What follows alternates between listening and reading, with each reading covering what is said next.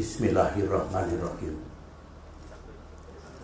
Assalamualaikum warahmatullahi wabarakatuh. Salam sejahtera untuk kita semua. Om Swastiastu. Para wartawan yang saya cintai, alhamdulillah hari ini kita dapat kembali berada di rumah Cikeas ini, rumah perjuangan kami, untuk saya dapat memberikan penjelasan melalui saudara-saudara untuk diteruskan kepada saudara-saudara kami, rakyat Indonesia, berkaitan dengan perkembangan situasi politik terkini.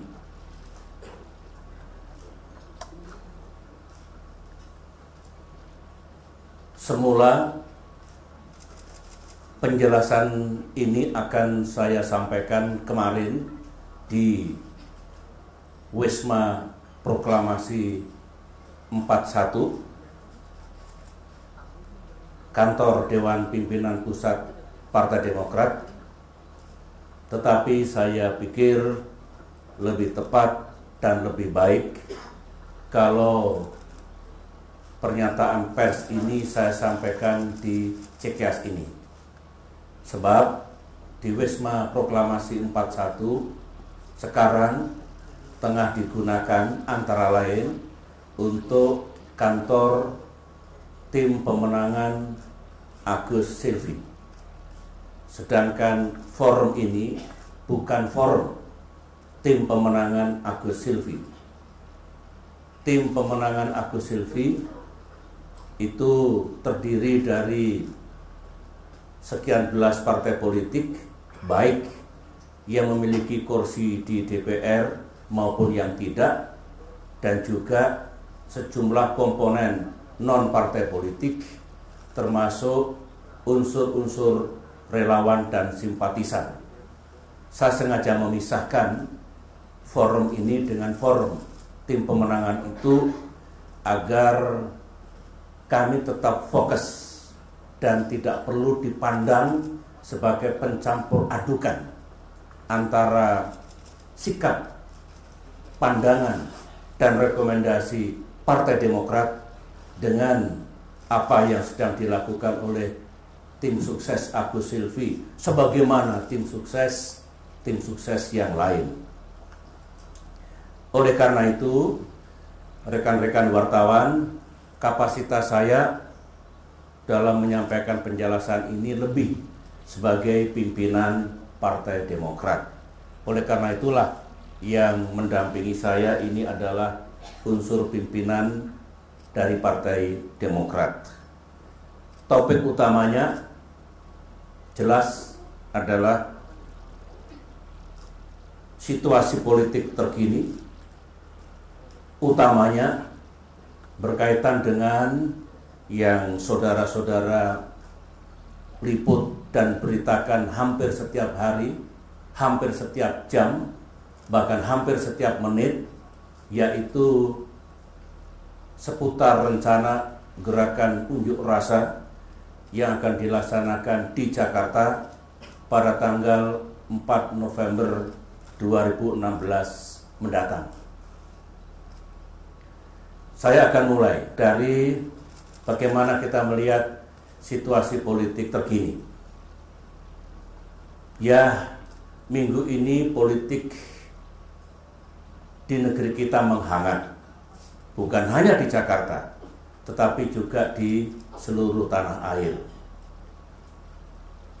Kita saksikan hari-hari terakhir ini banyak pertemuan politik. Misalnya Presiden kita Pak Jokowi bertemu dengan Pak Prabowo Subianto. Kemarin saya bertemu dengan Wakil Presiden Yusuf Kala dan Menko Polhukam Wiranto yang para wartawan juga sudah mengetahuinya. Dan banyak lagi saya pantau pertemuan-pertemuan politik, termasuk statement yang dikeluarkan oleh para tokoh-tokoh politik itu. Saya memandang semuanya itu baik. Saya yakini niatnya baik. Dan jangan kalau ada pertemuan politik yang dilakukan oleh mereka-mereka yang berada di luar kekuasaan, lantas dicurigai. Intelligence harus akurat, jangan berkembang menjadi intelligence yang ngawur dan main tuduh. Saya kira bukan intelligence seperti itu yang harus hadir di negeri tercinta ini. Karena amanah reformasi kita jelas. Kita ingin mereformasi tatanan, budaya, dan cara-cara yang dulu terjadi di era otoritarian yang tidak tepat, kita ubah menjadi tatanan dan cara-cara yang tepat dengan iklim dan suasana negara demokrasi. Sekaligus saya mengingatkan, era sekarang ini adalah era demokrasi, bukan era otoritarian. Saya tidak tahu apakah adik-adik wartawan pada penggal sejarah yang penting tahun 1998, 1999, tahun 2000 juga berada dalam pusaran nasional yang menandai terjadinya tonggak perubahan besar dari era otoritarian menuju era demokrasi. Dulu, kalau ada yang tidak mengalami atau terlibat langsung, baik untuk mengetahui sejarah kita sendiri. Jangan sampai kita tahu sejarah negara lain, Amerika Serikat, Tiongkok, Timur Tengah, dan lain-lain, tapi kita tidak mengetahui sejarah di negeri kita sendiri.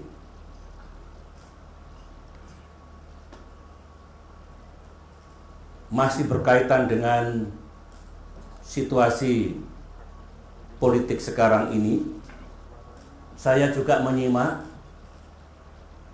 banyak sekali seruan, boleh unjuk rasa, tapi jangan anarkis.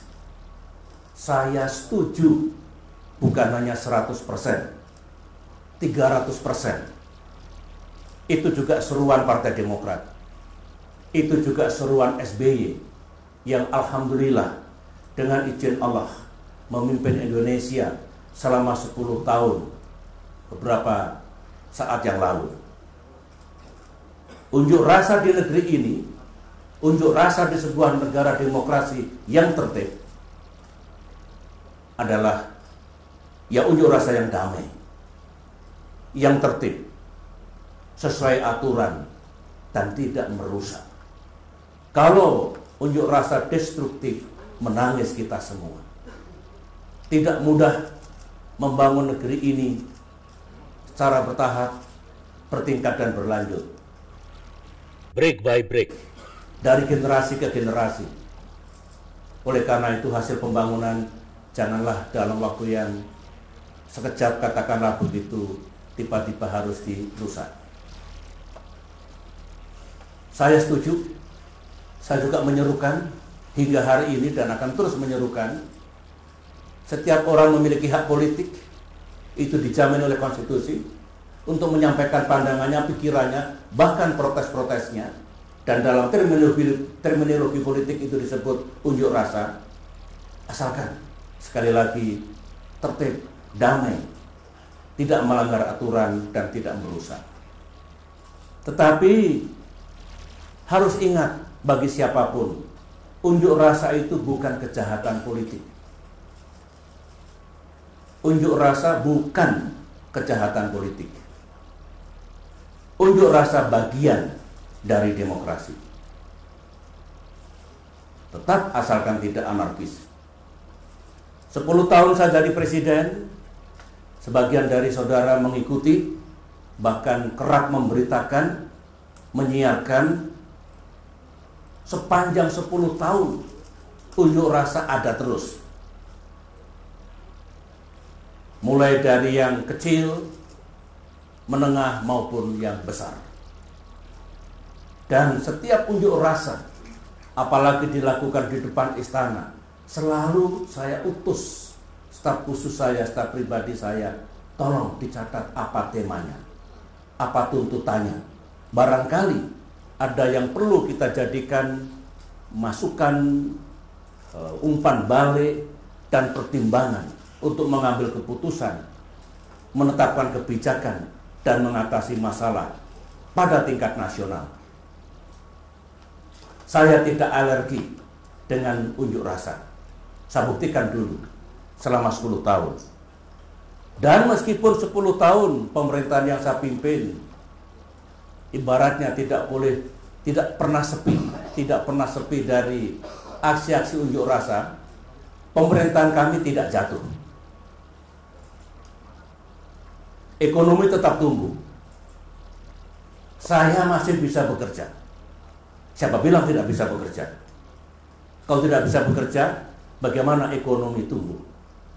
Dan lain-lain yang alhamdulillah telah kita capai dulu. Intelligence dulu juga tidak mudah melaporkan kepada saya sesuatu yang tidak akurat.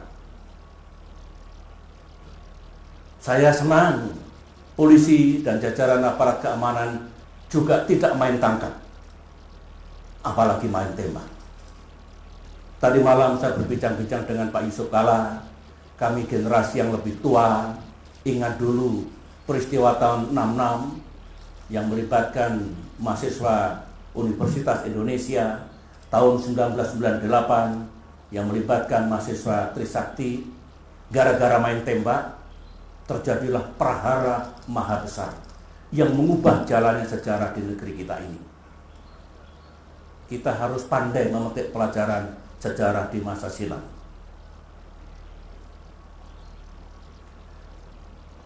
Dulu saya juga tidak pernah dengan mudah menuduh, mencurigai, menuduh. Ada orang-orang besar mendanai aksi-aksi unjuk rasa. Ada orang-orang besar menggerakkan unjuk rasa. Kalau dikaitkan dengan situasi sekarang, kalau ada informasi atau analisis intelijen seperti itu, ya, saya kira berbahaya. Menuduh seseorang, menuduh sebuah kalangan, menuduh sebuah partai politik melakukan seperti itu, pertama itu fitnah. Fitnah lebih kejam dibandingkan pembunuhan. I tell you. Yang kedua, menghina. Rakyat bukan kelompok bayaran. Urusan hati nurani tidak ada yang bisa mempengaruhi. Uang tidak ada gunanya. Apalagi kalau urusan akidah. Banyak di dunia ini mereka yang rela mengorbankan jiwanya demi akidah. Menfitnah orang yang dilaporkan itu, partai politik atau pihak-pihak yang dilaporkan itu atas nama analisis intelijen, sekaligus menghina.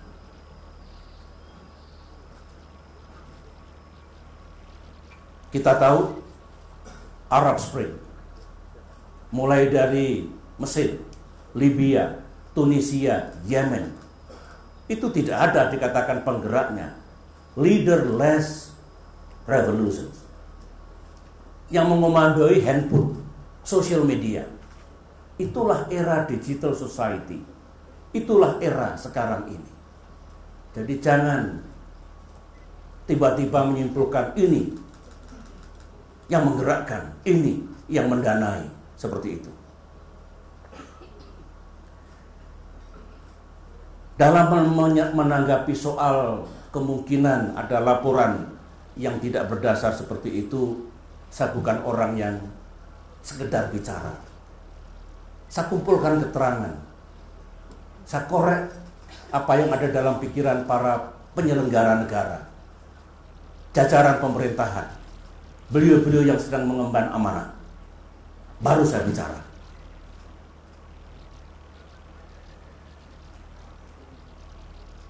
Sekali lagi, karena saya mengetahui, saya mendengar, dan setelah saya cross check, saya konfirmasikan benar adanya. Mudah-mudahan yang saya dengar itu tidak benar, tidak seperti itu. Kalau memang ada analisis intelligence, termasuk sumber-sumber dari kepolisian, bahwa ada pihak ini yang mendanai, pihak ini yang menggerakkan, partai politik ini yang punya kepentingan untuk menggerakkan unjuk rasa besar itu.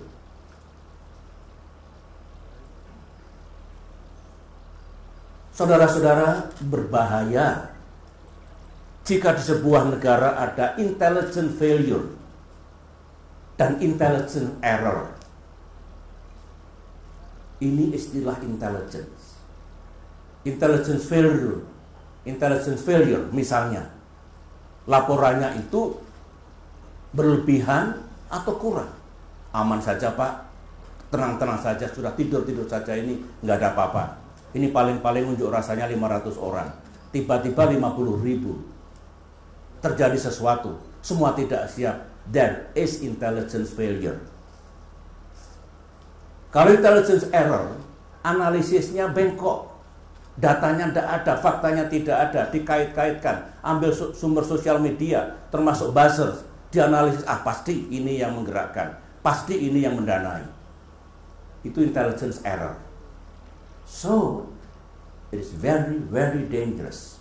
Kehidupan bernegara dipenuhi dengan info, laporan-laporan, bisikan-bisikan, ataupun yang mengatakan dirinya sebagai intelligence report.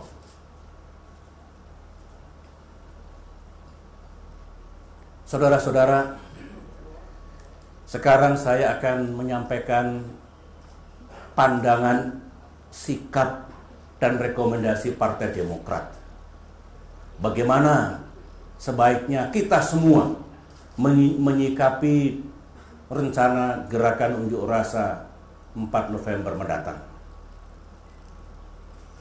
Kita ini sering gaduh, gerusa-gerusu, panik, dan bertindak reaktif tak menentu. Sibuk, tapi value-nya tidak ada. Kita sering tidak tidur untuk melakukan banyak hal, untuk atasi masalah. Ternyata masalah tidak bisa diatasi. Oleh karena itu, kami berpendapat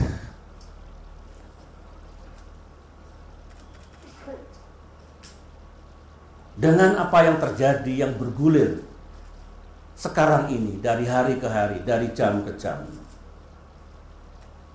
Saya pantau, saya dengarkan, saya analisis, saya punya insting dan naluri. Yang terpikir barangkali, yang dilaksanakan barangkali bagaimanapun unjuk rasa harus kita cegah. Harus kita gembosi, sekat, tutup di luar kota Jakarta. Jangan sampai ada yang masuk dari daerah-daerah, dari provinsi yang lain. Langkah-langkah itu boleh dikatakan tidak salah. Tidak salah dalam arti akan jauh lebih baik. Tidak perlu harus ada unjuk rasa, apalagi unjuk rasa yang besar, apalagi yang bisa anarkis, tetapi masalah selesai. Sepanjang masalah itu bisa diselesaikan, itu yang terbaik, nilainya 100, A+. Mari kita bertanya sekarang, sebenarnya apa masalah yang kita hadapi? Apa masalahnya saudara-saudara, dan kenapa di seluruh tanah air, bukan hanya di Jakarta, saya kira semua memantau, di Sumatera, di bagian Jawa yang lain, di luar Jawa yang lain, ya, rakyat melakukan protes dan unjuk rasa. Tidak mungkin tidak ada sebabnya. Mari kita lihat dari sebab akibat. Pasti adalah yang diprotes, yang dituntut. Tidak mungkin tidak ada. Ribuan rakyat berkumpul hanya untuk happy-happy. untuk jalan-jalan. Sudah lama nggak lihat Jakarta misalnya gitu. Barangkali karena merasa yang diprotes itu dan tuntutannya itu tidak didengar. Nah, kalau sama sekali tidak didengar, diabaikan, sampai lebaran kuda masih akan ada unjuk rasa. Ini pengalaman saya. 10 tahun memimpin dan banyak juga unjuk rasa. 5 tahun jadi menteri, Menko Polhukam juga saya dulu. Banyak unjuk rasa. Mari kita bikin mudah urusan ini. Jangan dipersulit. Mari kita kembali ke kuliah manajemen dan metode pemecahan persoalan. Itu semester 1 yang kuliah di ilmu manajemen, ilmu kepemimpinan. Begini, Pak Ahok, Gubernur Jakarta Basuki Cahayapurnama, dianggap menistakan agama. Ayo, kita kembali ke situ dulu. Penistaan agama itu secara hukum tidak boleh dan dilarang. Kembali ke sistem hukum kita, kembali ke KUHP kita. Di Indonesia sudah ada jurisprudensi, sudah ada preseden, sudah ada penegakan hukum di waktu yang lalu menyangkut urusan ini. Yang terbukti bersalah juga telah diberikan sanksi. Jadi, kalau ingin negara kita ini tidak terbakar oleh amarah para penuntut keadilan, jangan salah kutip, negara ini tidak terbakar oleh amarah para penuntut keadilan, Pak Ahok ya mesti diproses secara hukum. Jangan sampai beliau dianggap kebal hukum.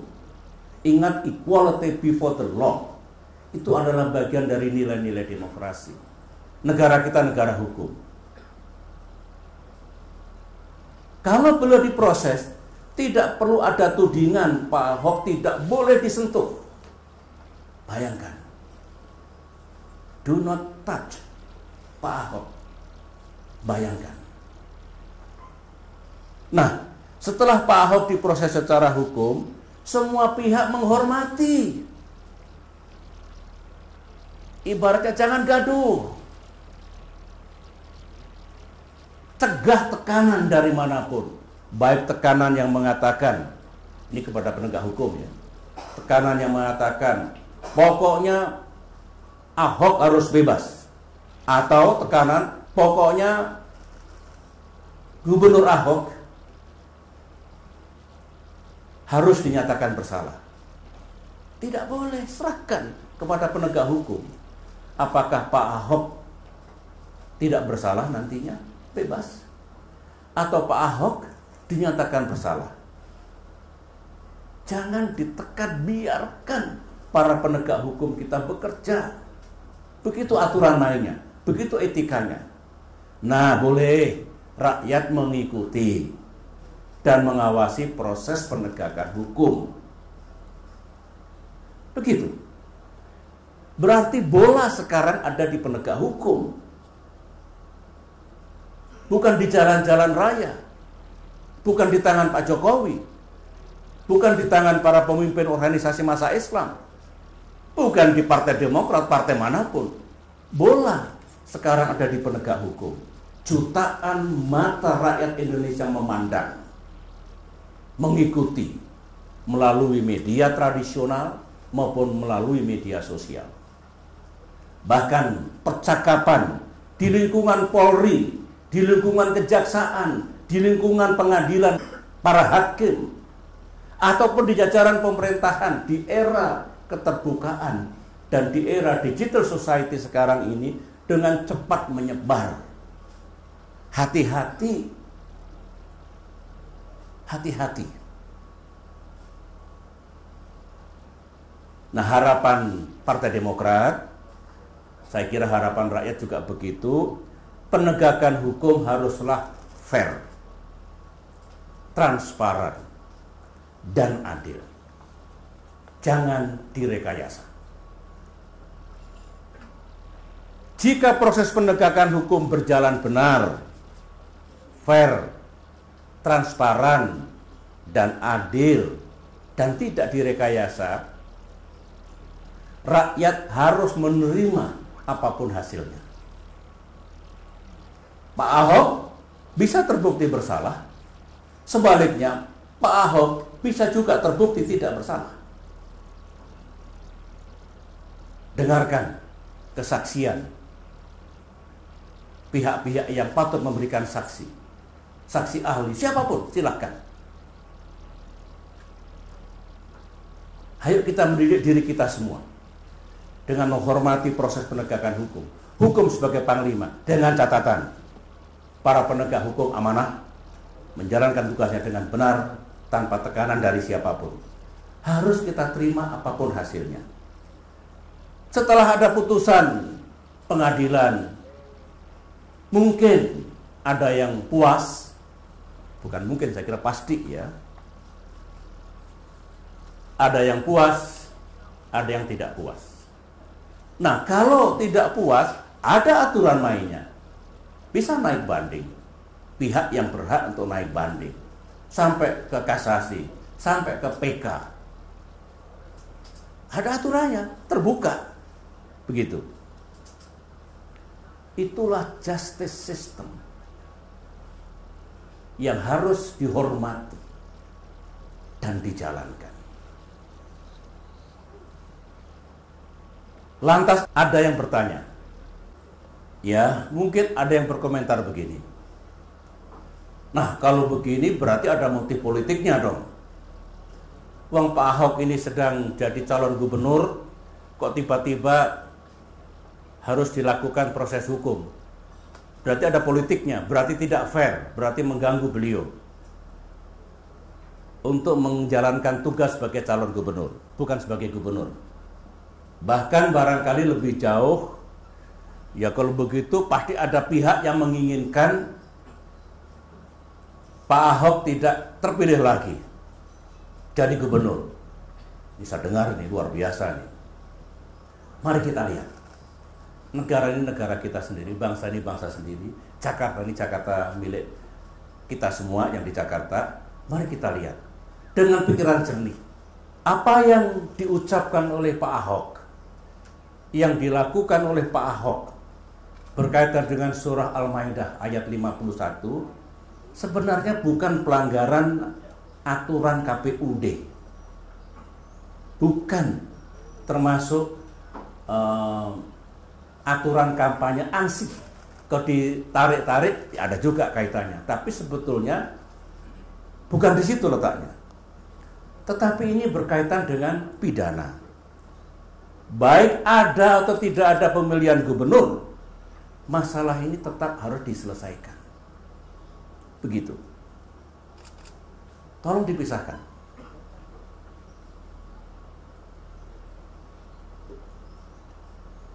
Dan kalau ada proses penegakan hukum, menurut pandangan saya, Pak Ahok tidak kehilangan statusnya untuk juga menjalankan kampanye menghadapi pemilihan gubernur DKI Jakarta yang insya Allah pemungutan suaranya akan dilaksanakan pada tanggal 15 Februari tahun 2017 mendatang.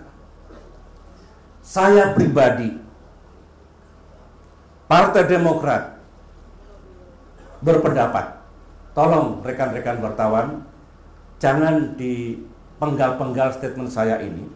Saya pribadi dan Partai Demokrat berpendapat pemilihan gubernur Jakarta mestinya tetap diikuti oleh 3 pasangan calon.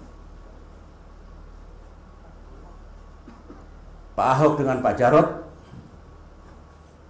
Kalau kita balik dari nomor urutnya, Pak Agus dengan Ibu Silvi, Pak Ahok dengan Pak Jarot, Pak Anies dengan Pak Sandi, 3 pasangan calon itu harus tetap diberikan kesempatan yang sama katakanlah untuk mengikuti kampanye ini. Biar ketiganya berkompetisi secara fair dan demokratis.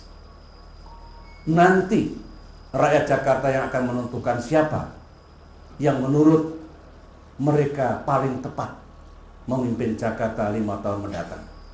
Hak rakyat, kedaulatan rakyat. Kami berpendapat tetap saja 3 calon. Yang penting harus dapat kita cegah terjadinya kecurangan atau kecurangan yang masif. Yang penting mereka-mereka yang harus netral, TNI, Polri, BIN, dan birokrasi harus benar-benar netral. Harus benar-benar netral. Harus benar-benar netral. Serahkan kepada rakyat. Saya kira pasangan Agus Silvi, pasangan Anies Sandi tidak bangga kalau Pak Ahok tidak bisa bersaing karena WO. Jangan biarkan ruang yang dan kesempatan untuk berkompetisi secara sehat. Begitu. Saudara-saudara, itulah pandangan dan usulan sederhana dan tulus dari Partai Demokrat. Kami tidak ingin, Partai Demokrat tidak ingin masalah politik, masalah sosial, masalah agama, dan bahkan bisa menjadi masalah keamanan ini tidak dapat diselesaikan dengan baik, lepas kendali, sehingga bisa menimbulkan situasi yang lebih buruk. Kita ingin negara dan pemerintahan terus bekerja dengan baik. Kita ingin Pak Jokowi terus melaksanakan tugasnya dengan baik untuk kita semua. Jangan sampai saudara-saudara, 250 juta rakyat Indonesia nasib dan masa depannya disandera oleh urusan satu orang.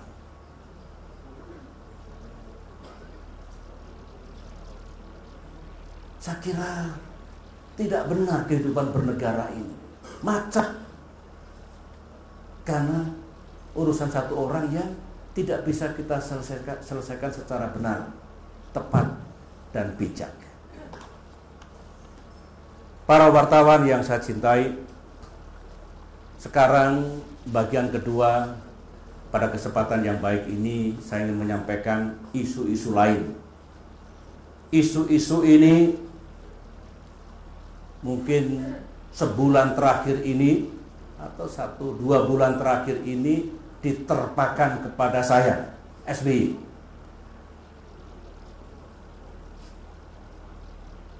Pertama, tentang TPF Munir.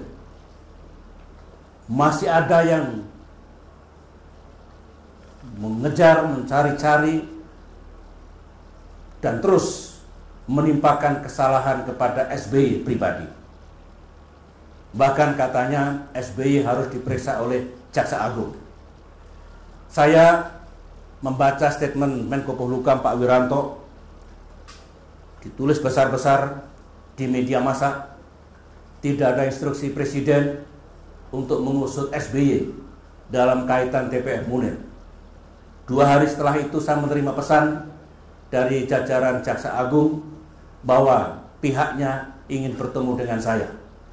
Begini mudahnya, ini nggak salah negara kalau saya justru dijadikan tersangka pembunuhan Munir.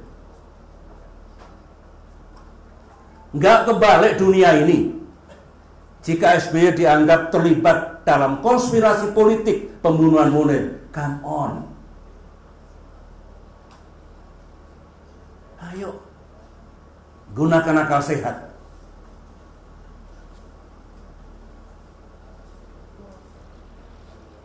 Semua punya akal sehat. Rakyat punya akal sehat.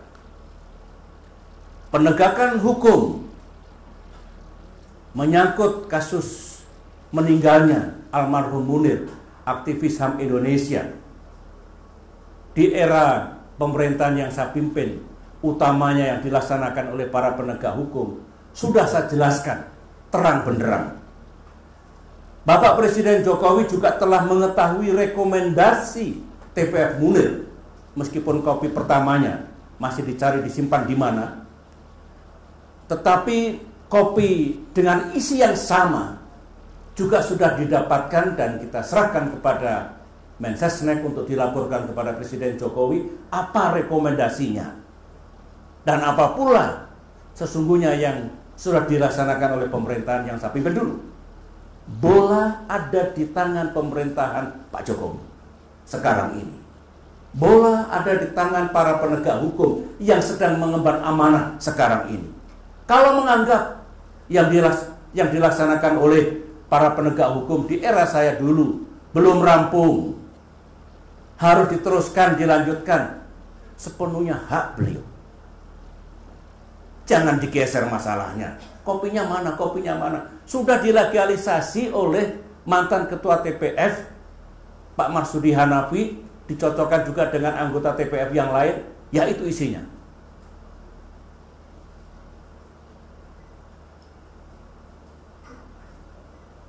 Masih bergulir, masih digoreng.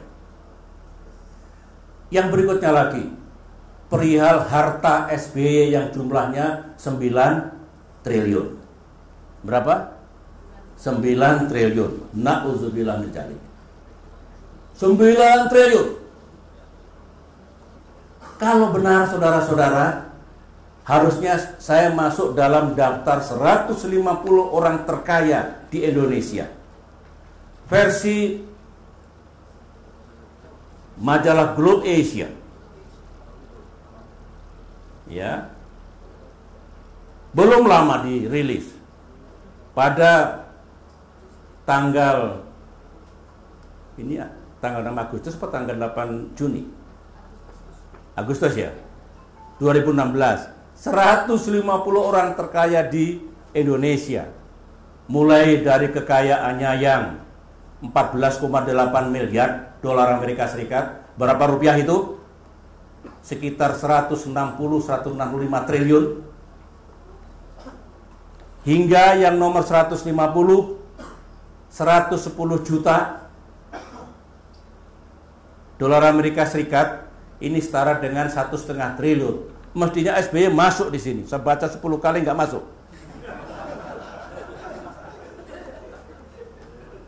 Katanya berita 9 triliun ini pertama-tama disampaikan, disiarkan oleh sebuah televisi.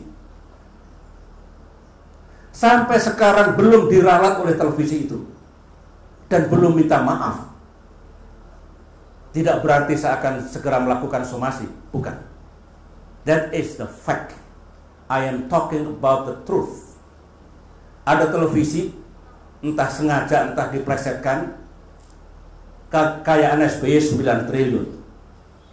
Bahkan sekarang diviralkan, disebarluaskan. Tiap hari orang, Pak SBY, Bapak di hantam terus ini apa-apa. 9 triliun Pak. Gitu. Hingga sekarang. Terus disebarkan. Nah, terhadap ini, fitnah yang kecil ini, kalau saya punya kekuasaan sekarang ini, era sekarang ini, barangkali yang memberitakan berita bohong itu sudah terbirit-birit. Yang menyebarkan fitnah itu sudah ketakutan. Barangkali dalam waktu 3 hari sudah ketemu. Bareskrim sudah menemukan siapa pertama kali yang menyebarkan berita akhirnya menjadi viral. Dapat ditindak. Mimpi saya, my dream, dan saya punya hak konstitusi untuk bermimpi. My dream. Mudah-mudahan mimpi saya ini tidak dilaporkan ke Presiden Jokowi. Misalnya mimpinya SBY itu mengganggu stabilitas nasional. Mimpi saya, siapapun, rakyat kebanyakan termasuk saya, jika difitnah oleh televisi dan pelaku sosial media melanggar hukum dan etika, itu juga mendapatkan perlakuan yang sama, perhatian yang sama. Teduh, justice for all, tidak tebang pilih. Karena keadilan bukan hanya monopoli yang sedang memegang kekuasaan. Semua. Termasuk saudara-saudara kita yang tidak bisa membayar pengacara, yang tidak berani melapor ke polisi.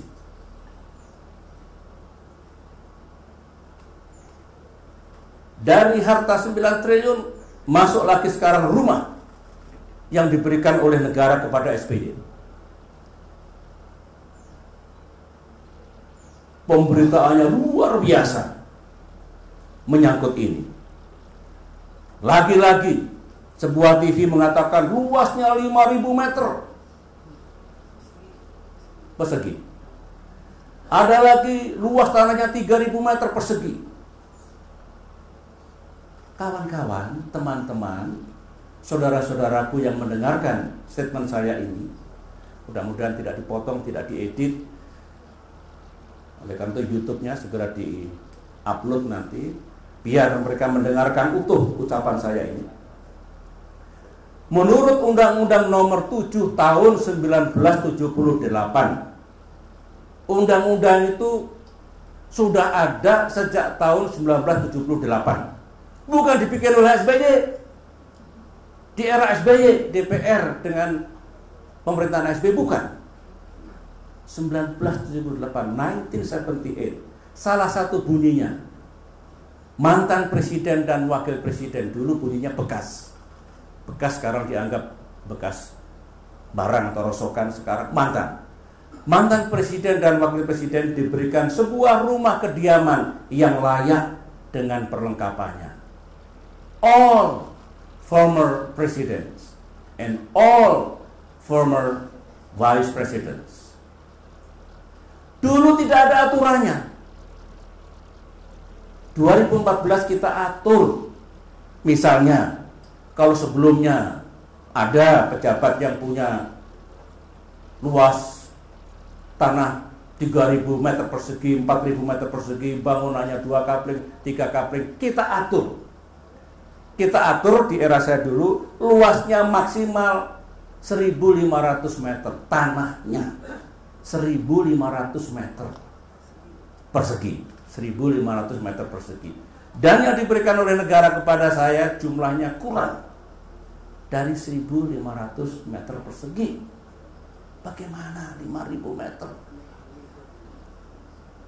No guilty feeling. Tenang. Bahagia menyebarkan berita seperti itu. Saya tidak tahu by design or by chance. Saya juga tidak tahu ketika Sekretariat Negara mengumumkan, ya kami sudah menyerahkan rumah kepada mantan Presiden SBY, dijelaskan enggak yang lain juga terima? Jangan-jangan dikira hanya saya yang dikasih.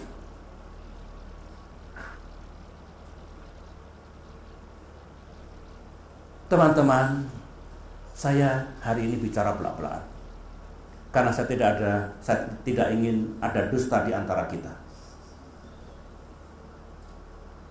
Negeri ini negeri kita semua. Kita ingin makin ke depan makin baik. Kita ingin pemerintahan Pak Jokowi juga sukses untuk kita semua. Tapi janganlah melakukan langkah-langkah yang tidak adil, yang mencederai harkat martabat dan harga diri orang seorang. Janganlah mengorbankan orang-orang untuk mencapai kekuasaan dan tujuan politik. Sebagai penutup, itulah pandangan dan saran kami Partai Demokrat kepada pemerintah dan penegak hukum, serta himbauan kepada masyarakat luas yang barangkali akan menggunakan haknya untuk melakukan unjuk rasa pada tanggal 4 November. Damailah, tertiblah, jangan langgar aturanlah, dan kemudian juga jangan merusak. Itu pula penjelasan saya tentang isu-isu yang berkaitan dengan saya, dengan SBY. Mulai TPF Munir, harta 9 triliun, dan rumah pemberian negara. Ya teman-teman, ini kami semua yang di kiri kanan ini merasakan Sejak Agus Harimurti Yudhoyono mencalonkan diri sebagai Gubernur Jakarta, angin menerpa saya dan keluarga dengan sangat kencangnya. Saya bermohon dan meminta pertolongan Allah Subhanahu wa Ta'ala. Semoga Agus Harimurti Yudhoyono yang menggunakan hak konstitusionalnya untuk ikut berkompetisi dalam pemilihan Gubernur Jakarta tidak dianggap sebagai ancaman terhadap keamanan nasional. Saya juga mohon doa restu rakyat agar saya kuat menghadapi badai politik ini. Terima kasih rekan-rekan, saya tidak membuka Q&A supaya tidak bias dan saya kira cukup jelas apa yang saya sampaikan pada kesempatan hari ini. Terima kasih. Semoga rekan-rekan wartawan selalu dibimbing oleh Tuhan Yang Maha Kuasa, sukses dalam menjalankan tugas yang tidak ringan. Wartawan juga mengemban tugas suci, tugas mulia untuk demokrasi kita, untuk masa depan negara kita. Wassalamualaikum warahmatullahi wabarakatuh.